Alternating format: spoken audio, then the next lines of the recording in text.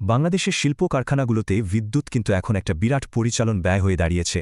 বেশিরভাগ ব্যবসায়ী এখনও গ্রিড আর ডিজেলের উপর নির্ভরশীল, কিন্তু এর দীর্ঘমেয়াদী প্রভাবটা অনেকেই জানেন না।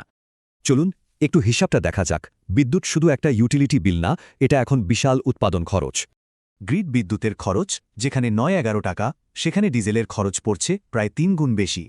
তবে একটা প্রমাণিত সমাধান কিন্তু এখন আছে, আর সেটার আর্থিক দিকটাও বেশ আকর্ষণীয়।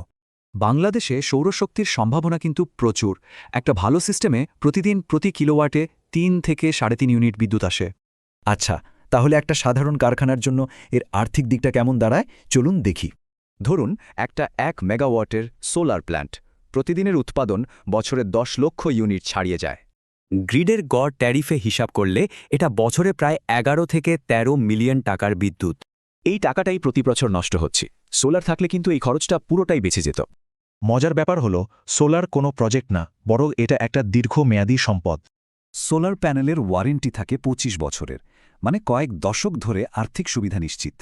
জেনারেটরের মতো সোলারে কিন্তু কোনো ফুয়েল বা অতিরিক্ত রক্ষণাবেক্ষণ খরচ নেই বললেই চলে। কিন্তু প্রথমেই তো অনেক টাকা বিনিয়োগ করতে হয়, তাই না? এটাই মূল চিন্তা। এই সমস্যার সমাধান হল ওপিইএক্স মডেল। এতে নিজের কোনো বিনিয়োগ ছাড়াই সোলার বিদ্যুৎ পাওয়া যায়। শুধু টাকা বাঁচানোই না, বিশ্ববাজারে টিকে থাকতেও সোলার এখন প্রায় বাধ্যতামূলক। কারণ বিদেশি ক্রেতারা এখন পরিবেশ বান্ধব এবং কম কার্বন নিঃসরণকারী সাপ্লায়ার চায়। তাই সোলার শুধু খরচই কমায় না, বরং দীর্ঘমেয়াদী ব্যবসায়িক সম্পর্কও নিশ্চিত করে। প্রযুক্তিটা তো প্রমাণিত, তাই আসল প্রশ্ন হল, দেরি করে ঠিক কতটা আর্থিক ক্ষতি হচ্ছে? দীর্ঘমেয়াদে ভাবলে সোলার না লাগানোর লোকসানটা কিন্তু লাগানোর খরচের চেয়ে অনেক বেশি।